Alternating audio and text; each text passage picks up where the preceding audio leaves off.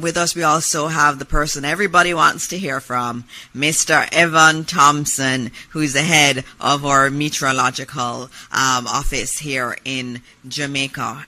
Many people have said that they look forward to these briefings so they know what is happening, and I thank you all for tuning in. I thank the members in the diaspora for also tuning in and helping us to get the message to your families back home in Jamaica. So this morning we're going to have a quick briefing, and so I'm going to start with Evan Thompson. Oh, I need to acknowledge some others who are in the room. I want to acknowledge the head of ODPEM, Mr. Richard Thompson, who is here, and also the permanent secretary in the Ministry of Local Government and Community Development, Marsha Henry Martin, and they've all been here overnight. I also want to acknowledge the members of the media who are here.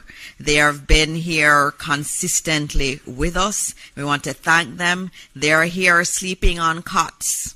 That's how committed they are to getting the news and the information to you, and I'm very grateful to them and thank them. I know it's difficult being away from your families, but know that we are grateful to you. Another person that I need to thank are the caterers. There are a lot of people here in the emergency center, and they need to be fed. And I want to thank the mothers team that's working to provide food. They bring breakfast, lunch, and they try to bring dinner too. And everybody who is in the emergency center is fed. We cannot do this without them, so I just wanted to acknowledge them also. So let's get started with the man of the moment, Evan Thompson. Thank you very much, Minister. And the lady of the moment is Hurricane Melissa. And we'll be hearing a lot about Hurricane Melissa today because there has been no significant change in terms of the magnitude of this system, the strength of its winds.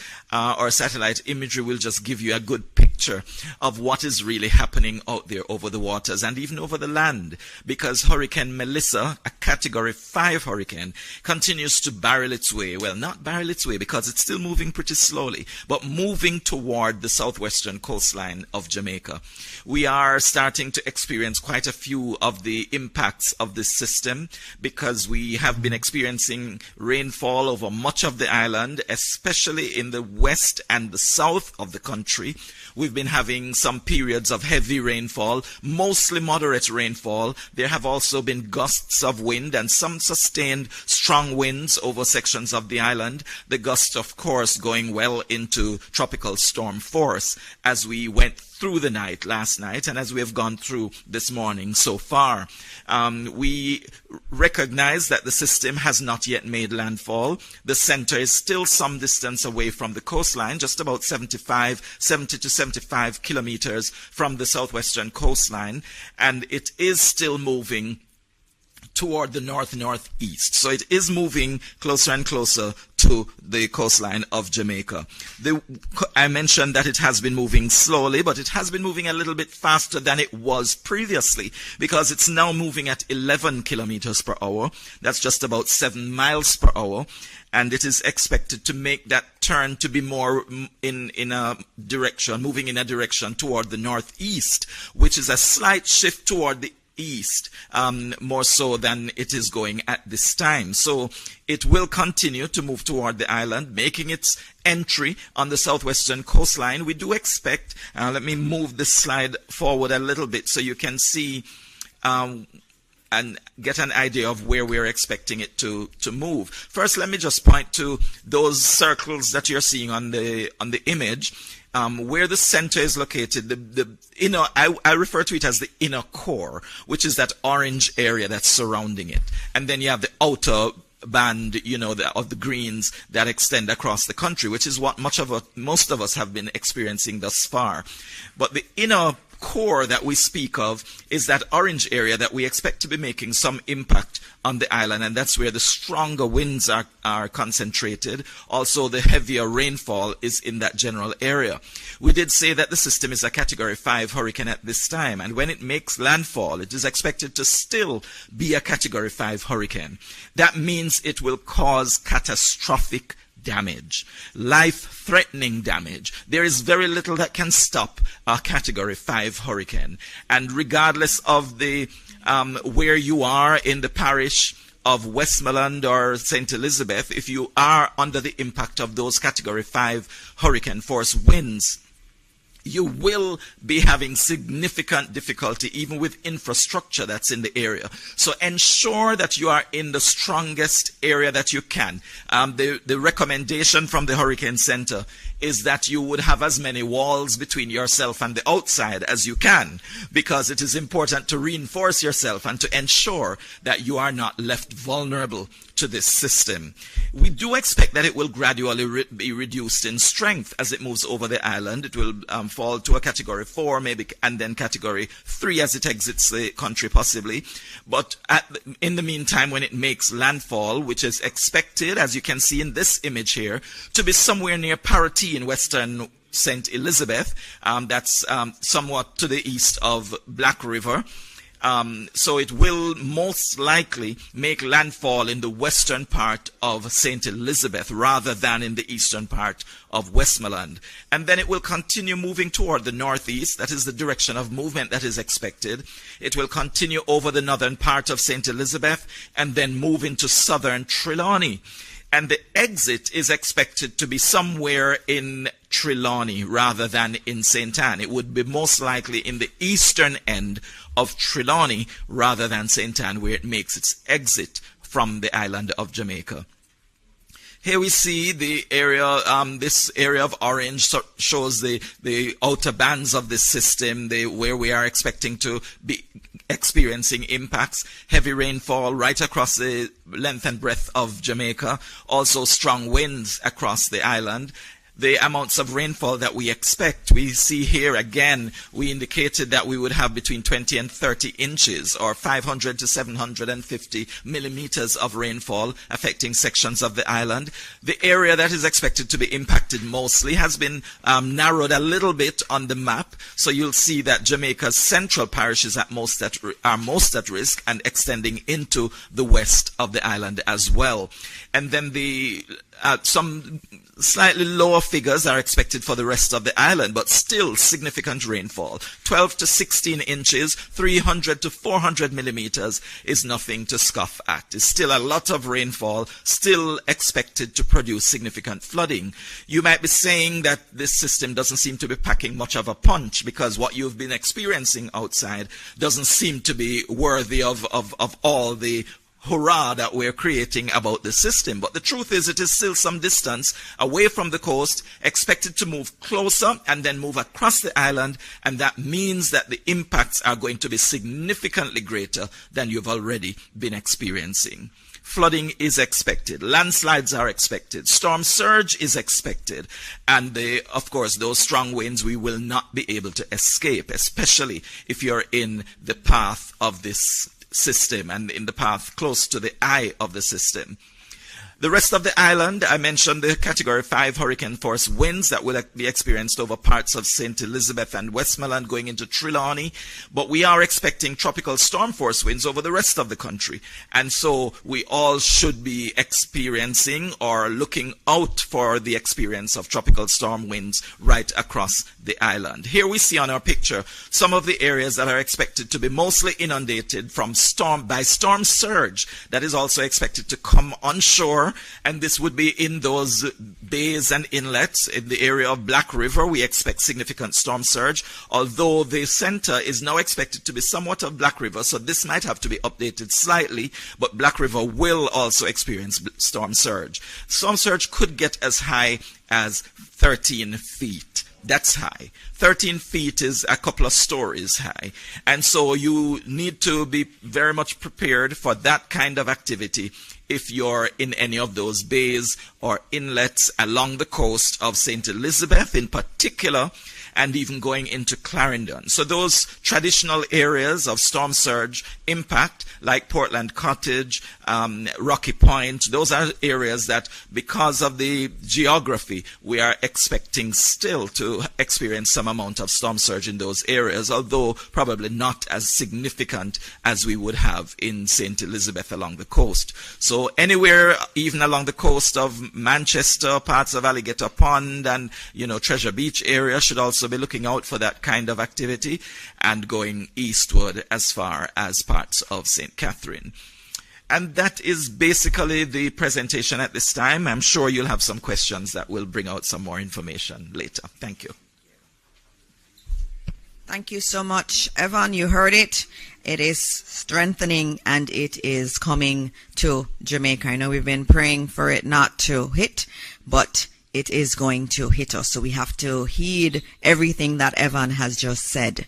I'm going to ask if there are any questions for Evan before we go on to the others. Any member of the media? Okay, please go ahead. Do we have a mic, or you're just going to speak very loudly and I'll repeat it? Sure. Good morning. I think the mic is coming. Good morning.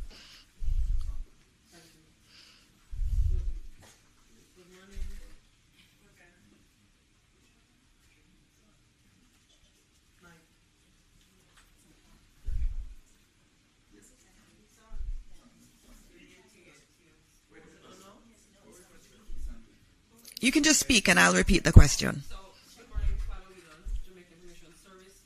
Has the window now officially closed for Jamaicans to make preparations, especially on the western side of the country, considering the distance of the system from the coast? Okay, so the question was, has the window now closed for those who need to make preparations, especially on the western side of the island? We're very close. Thanks for the question, JIS. We are very close to the closing of that window. I mean, I would not actually say it's entirely closed, because there are a couple of things that you might be able to do right outside your doors that could reinforce your structures. If that is a possibility, when we have some level of calm, I have been hearing from persons in St. Elizabeth, in Manchester, who have indicated that they are getting quite some heavy rainfall and some strong winds, but there are usually some lulls, some periods of semi-calm that they can probably do something quickly on the outside and get back inside. So we would like to ask everyone to ensure that you keep yourself safe. Exercise extreme caution if you have to do anything immediately outside. But of course, as the system moves any closer, we will start to experience the eye wall of the system moving onshore, and then the eye will make its impact. And we do expect that that will occur by midday today. So during the latter part of this morning, after 11 o'clock, I would say let's not take any chances on the outside. Let's make sure that we are on the inside, so as this system makes its way here, we're not destroyed ourselves. Apart from the structures outside, we have to make sure that we save our own lives. Thank you. Thank you very much, Evan. We're going to now move to Minister Darrell Vaz, who is our Minister of Energy, Telecoms and Transportation.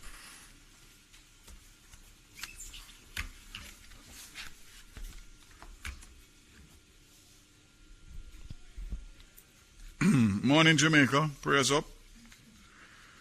Let's start with JPS, which I know is on everybody's mind. The electricity grid has already been impacted by hurricane conditions, which have caused several power outages across the island.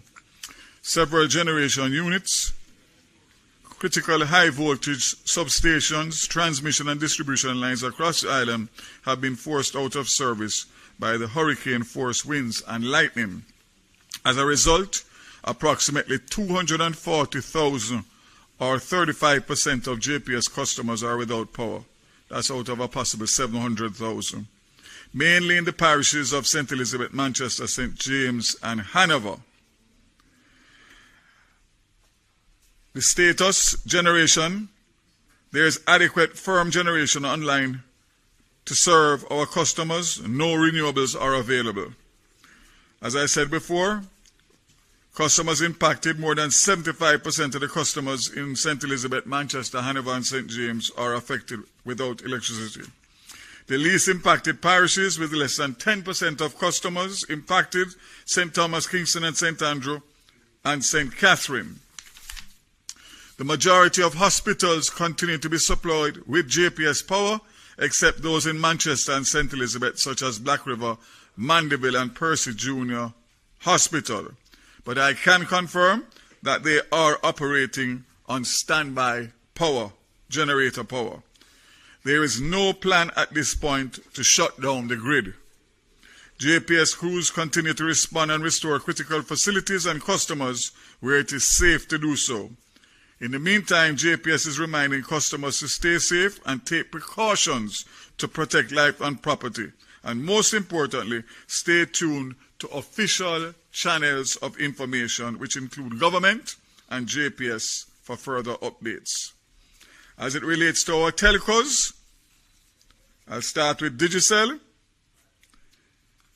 26% of mobile network is offline, predominantly due to the widespread loss of power. There's a further 209 sites running on generators and 9 on batteries. For fiber-to-home customers, we are seeing 20% customers offline due to no power in their homes.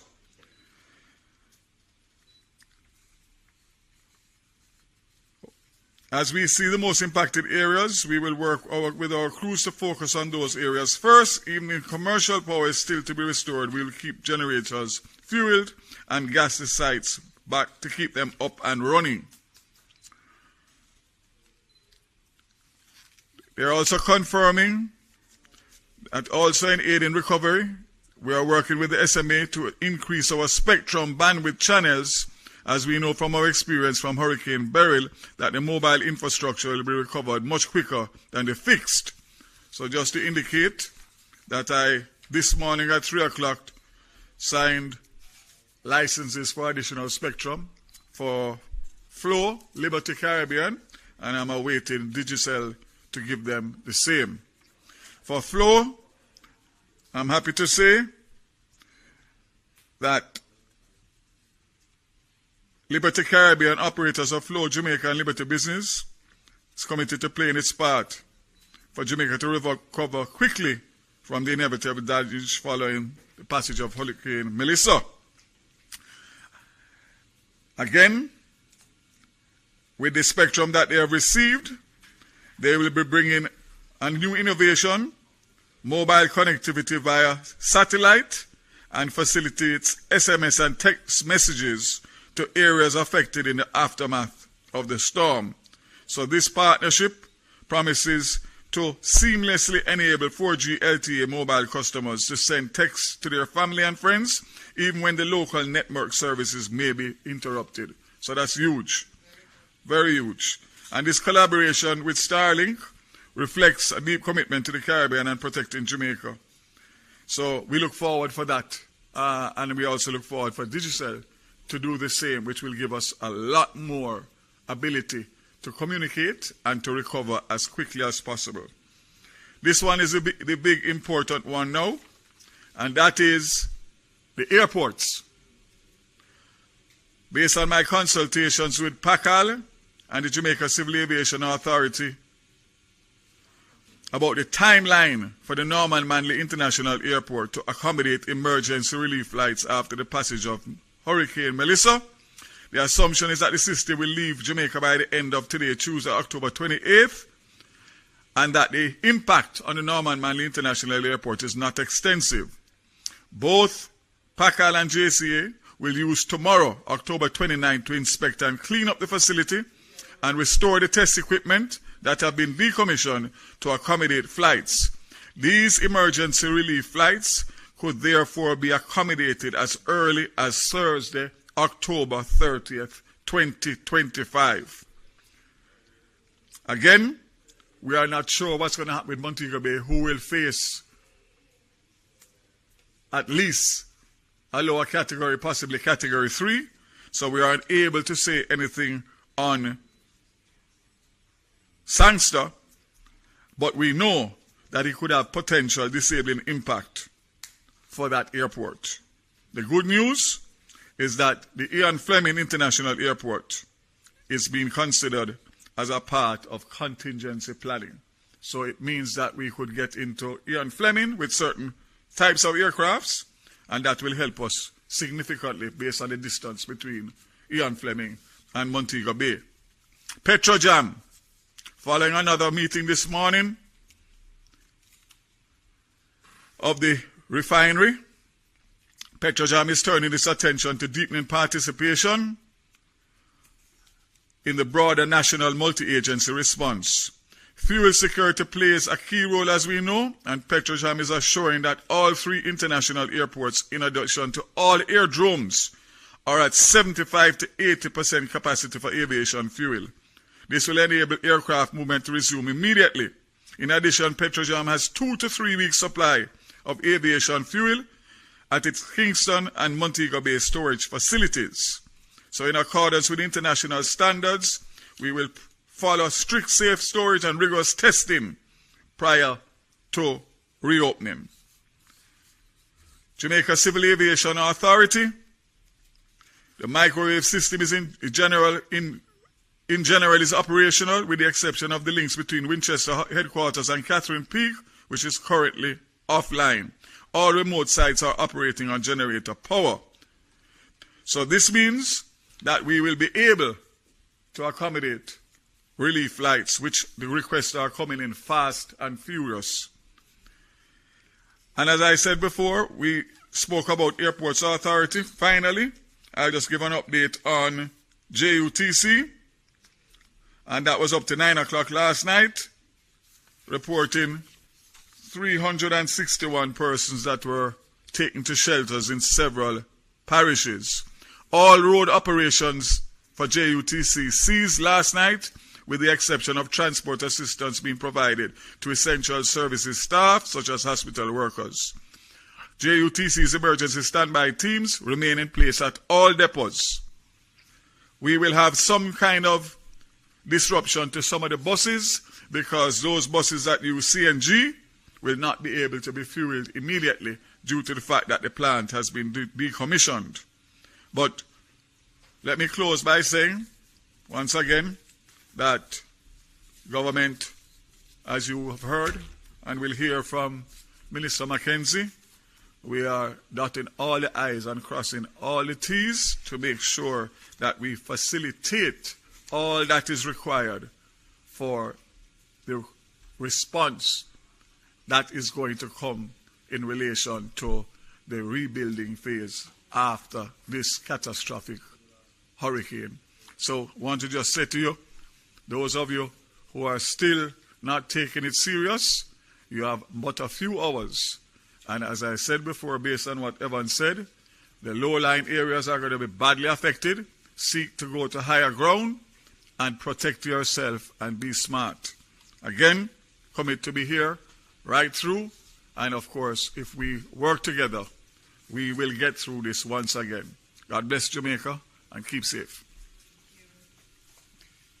Thank you very much, Minister Vaz. As you hear, we have not stopped working. He's not going to stop working to ensure that we have electricity and that we have telecom service. Right before this press briefing started, I heard him on the phone with JPS's head, and they were talking through how they were going to be making sure that we have electricity up in areas that aren't as badly affected, and then that we can recover even more quickly. He has not stopped working for us, and we have to obviously thank Starlink for that support that they're giving to our telecoms providers in Jamaica to ensure that even if our systems locally go down, that we will still be able to communicate internally and externally with the rest of the world.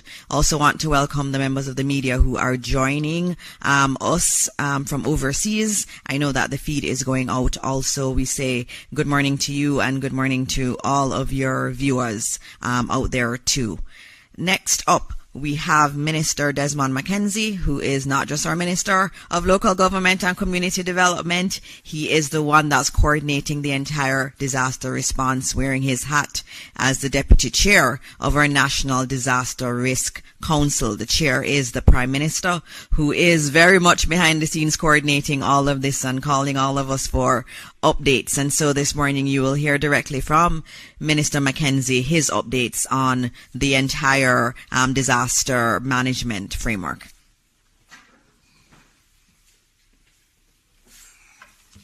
Thank you, Minister Dixon. Again, let me commend you on the sterling job that you've been doing in presiding over these very important press briefing. Minister Vaz, Evan Thompson, my PS Director General Acting, other support staff, and I want to acknowledge the team. The Jamaica Fire Brigade and the JDF was very active last night, responding to a number of calls to assist residents in sections of the corporate area. I want to, first of all, give an update on the state of shelters. Again, I want to repeat that all of the 800 and odd shelters are open. The numbers that I have presently speak to, of the 800 shelters, 382 shelters are occupied so far, with a total of persons within these shelters of almost 6,000 persons. Just to give you a rundown of the numbers in Kingston and St. Andrew, there are 45 shelters which are open with 581 persons. In Clarendon, 39 shelters with a accommodation of over 865 in Clarendon. Westmoreland, 33 shelters open with over 500 persons. St. Mary, 27 shelters with over 500 persons. St. Catherine, 27 shelters, 394 persons. Portmore, 8 shelters, 74 persons. St. Thomas, 18 shelters, 609 persons. Manchester, 23, 135. St. Anne, I see here 18 shelters open, but 0. There seems to be no one in any shelters in St. Anne. We'll check on those numbers. And over 19 shelters are open with over 261 persons. St. James, 30 shelters, 209 persons. Trelawney, 10 shelters, 313. Portland, 59 shelters, 541. St. Elizabeth, 26 shelters, 289. Now, St. Elizabeth is of concern because I am understanding that we are getting calls before we came on here of persons in St. Elizabeth asking for transportation to be sent into various communities to transport persons out of those areas. As Minister Vaz have said, it is going to be difficult. I have given instructions to the ADPEM director and to the team to advise the disaster coordinators and the members of parliament and the mayors wherever transportation is needed and they can get those transportation, they should do everything that is possible to provide the transportation to take the people out. But the system that we have had, as Minister Vaz said, those systems have been put on hold now because of the closeness of the system. So I would urge persons who can move to do so, and the mayors and the CEOs and the councillors and the members of parliament to do everything that is possible to assist those persons in moving. The impact of Melissa is being felt. Evan gave full details.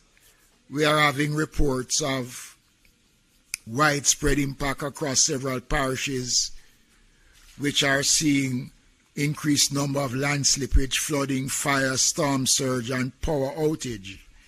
Roads in St. Thomas, Portland, and St. Catherine were blocked by fallen trees, poles, landslides, and most of these have been clear. And I want to make the point that the team that are on the road, the roving teams that have been pre-positioned, have been responding. Once the report is sent to the team, they are out there actually doing the work. So if you are in an area where there is blockage and fallen trees, you can send us the information, and once that is possible, we will send the team out.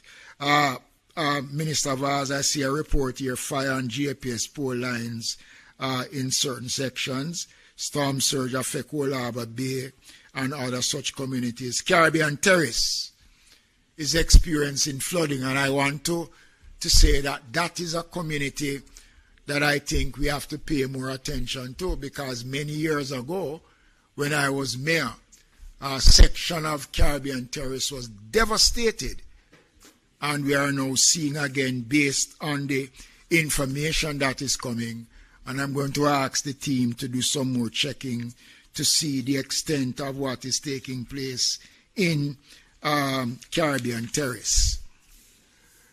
We are experiencing, as I said before, land slippage in many communities in Portland, St. Thomas, St. Elizabeth, St. Thomas, and many other communities are experiencing those challenges as I speak at this time. This is the last briefing that we'll be able to give as update, but I will spend 2 minutes again. God has been merciful, because we have been talking about Melissa coming for almost a week. And still today, when we are expecting Melissa, there are still, as Evan have said, a small window of opportunity. Let us use it, and use it wisely. Let us respond. I hope by within the next hour, when I get an update, I will see more persons in shelters, and we will see more people responding. Jamaica, this is not the time to be brave. I've been saying for 1 week, don't bet against Melissa. It is a bet we can't win. I want to close because the reports is short, and we want persons to go to do what they can do for themselves, their families. And I want to thank all of you who have left your homes and have been spending time here, camping out, members of the media. Last night I walked and I interacted with them before I went to bed in my little corner. And, it was commendable to see the media and other support staff leaving their families and things. And this is a commitment that we are making for the betterment of Jamaica. Already we have started, as I said from yesterday, to look at how we're going to map our recovery. We have to start to look at that. We can't wait until Melissa has come to start to say how we are going to prepare ourselves for the recovery. We have started to do that in the meetings that we have been having. But I want to thank the team. And I know that Jamaicans are grateful. And we are all praying for the best outcome. So as I said before, whatever windows are available, I am asking those, especially in St. Elizabeth and those areas, who can move to do so at this time. Thank you. Thank you, Minister Mackenzie. I just wanted to note, given that we have a lot of our members of the diaspora on, you've been asking a lot about how you can support Jamaica.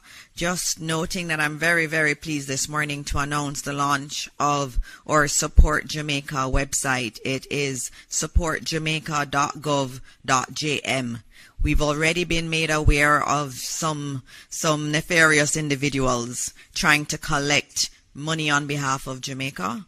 We remind you that this will be the official site. If it doesn't have .gov.jm, it is not legitimate. It's not an official Government of Jamaica site. And so it will be supportjamaica.gov.jm, and it will be our online platform developed by the Government of Jamaica to mobilize support, to channel relief and coordinate recovery efforts in the wake of Hurricane Melissa. in it, you're going to have a donate now page where you can donate using your credit or debit cards, and you will also be able to give pledges. You also have all the information on ODPEM's bank accounts. If you want to do a bank transfer, you can do so there.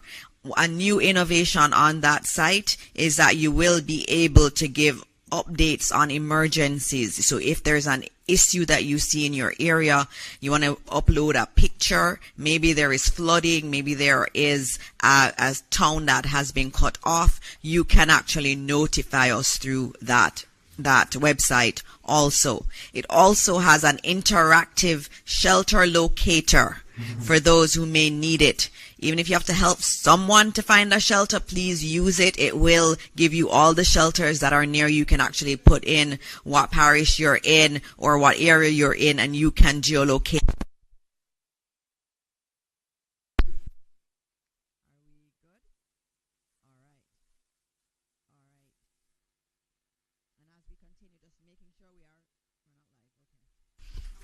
Oh, thank you.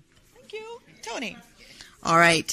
We had a quick power outage, but we are back up here. Just noting again that you can find shelters. They are on that site, supportjamaica.gov.jm. And so it is all about mobilizing resources. So it's a resource for those locally and also for those in the diaspora and anywhere in the world that wants to give support to Jamaica. Again, the website is supportjamaica.gov.jm, and it was created overnight, updated in basically a day. The developers spent a day working on it, and we want to thank them. And it was donated to us by Amber Group in consultation with other members of the team and other private sector partners. We are going to be opening up now for questions from the media. I know I already have one question that I need to treat with, which has to do with tourists. How many tourists are here on the island? The number I have from the Ministry of Tourism is 25,000. They issued a press release yesterday, and they noted that they are coordinating with all of the hotels. There's no need to worry. The Ministry of Tourism has its center that is in constant communication with all of the hotels, has been providing support, and so we are keeping those tourists as safe as we possibly can. And so I open up for questions. Zara, you're first. Good morning, everybody. Zara Burton, representing Reuters today. I would like to know, please, I realize that it is still early to talk about this, but I'm just curious if it is that, there could be any kind of comment about, search and rescue preparation. If there could be any kind of comment about if it is that you are in this hurricane and your shelter is compromised. Is there any advice on, I don't know if ODPEM can give any advice on safe rooms to go to, just any practical advice to residents who may be in this hurricane and in very perilous situations during and post? Thank you for that question, and we're going to get you an answer. Let me say that the Jamaica Defense Force and the Jamaica Constabulary Force are members of the National Disaster Committee, and they sit in the command center during the operation. So any request that comes in for search and rescue will be undertaken by the Jamaica Defense Force along with the Jamaica Fire Brigade, because they are a part of the national response team, and they are present, and we have equipments that are pre-positioned prior to the passage of Melissa that will be able to respond. So in a nutshell, yes, we are in a position to respond, and once the request comes in, the team will be ready to go. We have boats, helicopters, you name it. The government has equipped the Jamaica Defense Force, especially with a number of helicopters. The Jamaica Fire Brigade have a number of boats that can be used on land and can be used at sea for rescue operation and search operation. Minister, I think there were some questions around tips, I think, between you and Mr. Thompson in terms of tips for persons. I know you're an expert in this area. Yeah, thank you, Minister. Very difficult in terms of tips for Category 5, but nonetheless, I think one of the things that we have to do is to ensure that, as was said before, that we are doing most of the preparation going in. In terms of tips, we have always said that person should try as best as possible to bring a lot of stuff already outside, inside. We don't want a lot of stuff that you have loose stuff outside, especially, Minister spoke it about construction sites. A lot of those things can be used as missile in the system, so you try to bring a lot of those in as best as possible, try to secure your animals. If you're inside, you stay in between walls that are not close to your outer walls in terms of your structures, because if your structure is not sound enough, those will go. A little bit better, I think, for persons who have multi-story facility. If your roof goes, you can go on the lower part of your lower part of your building. Search and rescue component, the Minister said it before. The teams are out there, but what we are saying in terms of tips as well, which was said before, and I will enforce it again, get into the shelters, because in terms of search and rescue, we can't do search and rescue in the heights of a system.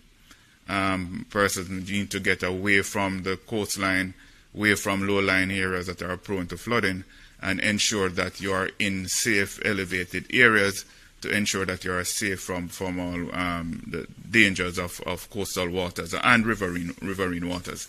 And as best as possible, ensure that on the inside of your property, you are staying in between double walls. So if your outer wall goes, you're a little bit protected, and stay downstairs if you have a multi-story facility. Thank you.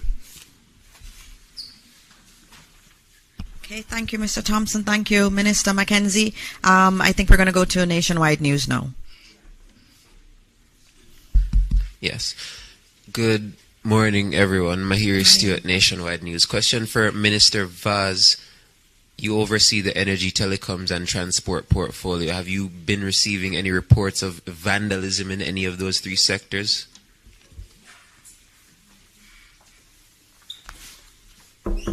Thank God, nothing so far, and I hope it remains that way.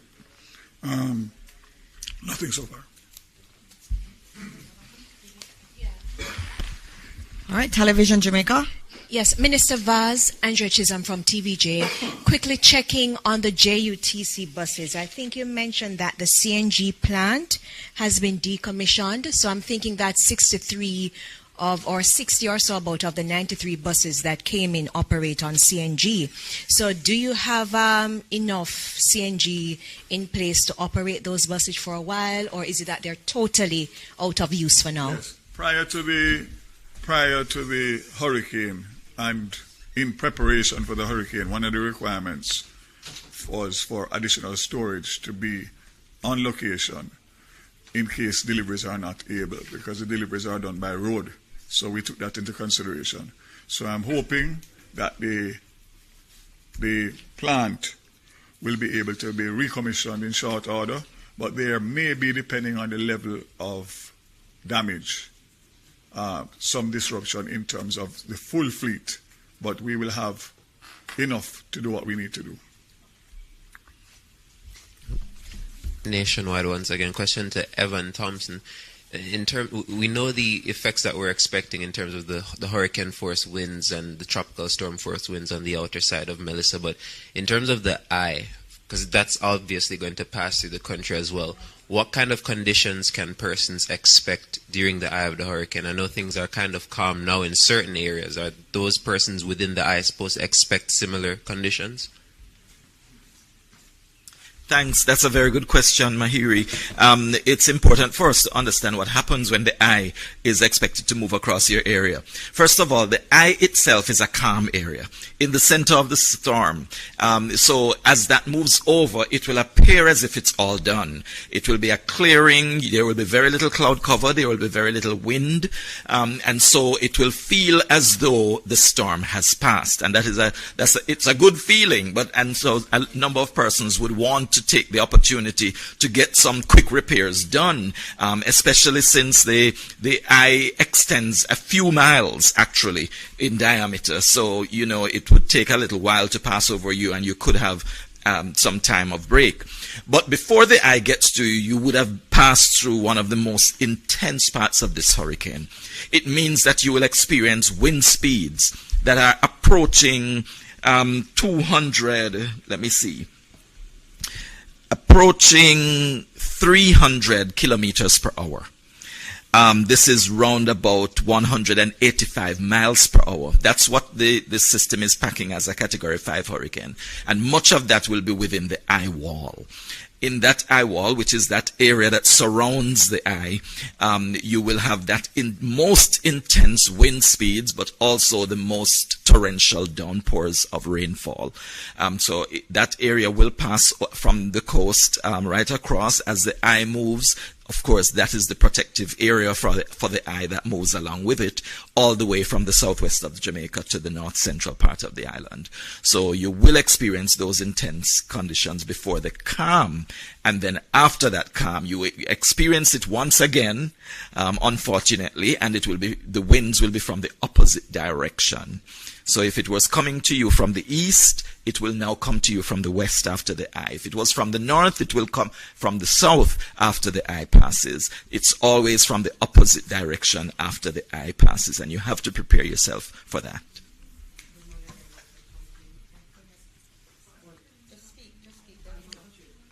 All right, so my question has to do with lightning strikes, because in one of the models that you showed us, I believe it was yesterday, we saw quite a few areas of thunderstorms. So I'm not certain what you can tell Jamaica now in terms of preparing or protecting ourselves from the possibility of being struck by lightning. And what do we look out for ahead of it? What are the signs?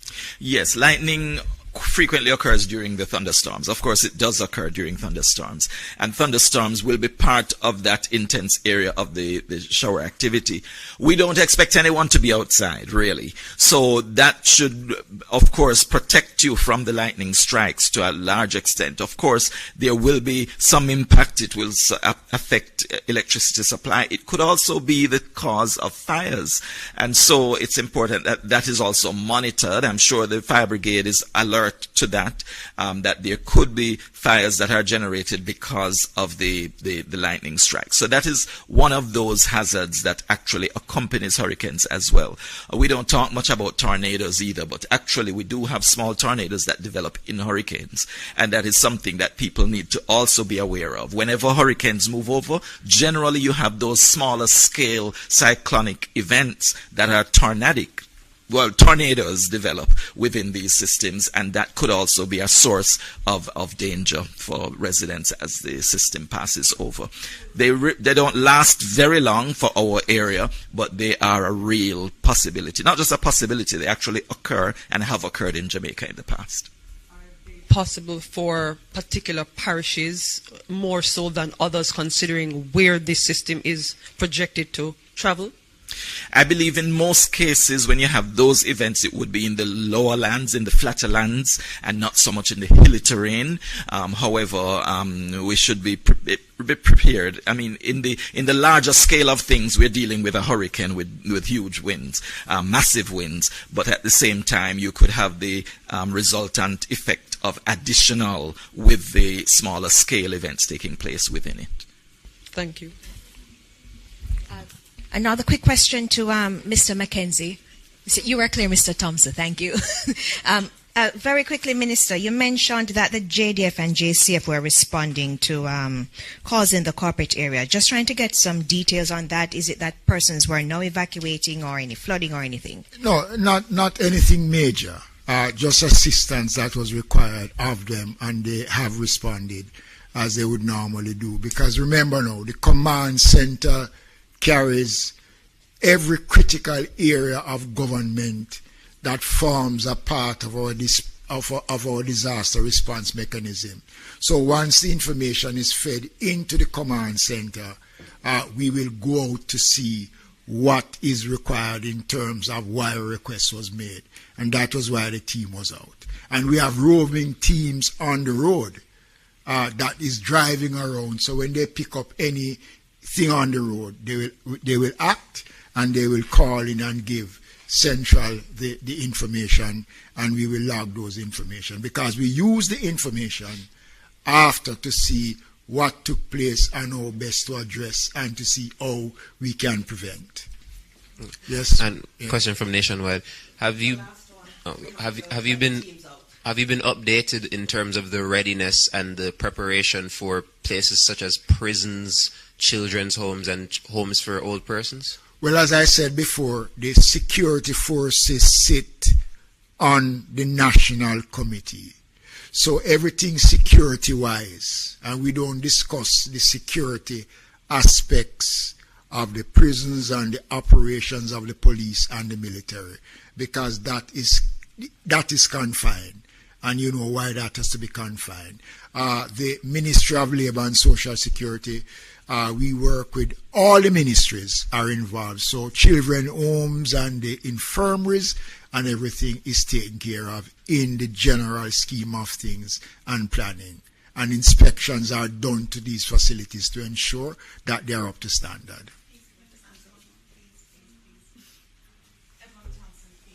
Ask you one more question. Could you just comment on why it is that at first we were facing a multi-day event, and now you're saying by this evening it will go? Could you just at least address that little thing? All right, we're going to have to, this has to be the last question, because we do have to get the teams who need to get home safely. And so this is the last question. And I think you had answered it, Evan, before, but come. Yes, this event has been multiple days that we've been experiencing it. This passing of the passage of the eye across the island will not be a full day. However, the entire event, we've been experiencing this for over a week, and this is part of the system that has been impacting us. It has been for a few days already, and will continue for another few days, because after the eye passes, we will have another maybe 2 days before we actually see a clearing. All right? Thank you. All right. Thank you very much. So we are at the end of this press conference, just reminding everyone that if you want to support, we have international media that's streaming this live. If you want to support Jamaica, please go to supportjamaica.gov.jm. We're already receiving reports of flooding in St. Elizabeth. So all of you who are on the path that Evan has given us, please make sure you are getting to safety. It is becoming late to get to safety. The entire country is going to be affected. But as we said yesterday, we know we will get through this. Evan has said that this cloud and this wind and this rain will last for a couple days. But after that, we will rise again as a resilient Jamaican people. And so as we leave today, we continue to pray for this beautiful country, pray for those who are in the path of Hurricane Melissa, that God will guide them and God will keep them safe. Thank you all, and God bless Jamaica, land we love.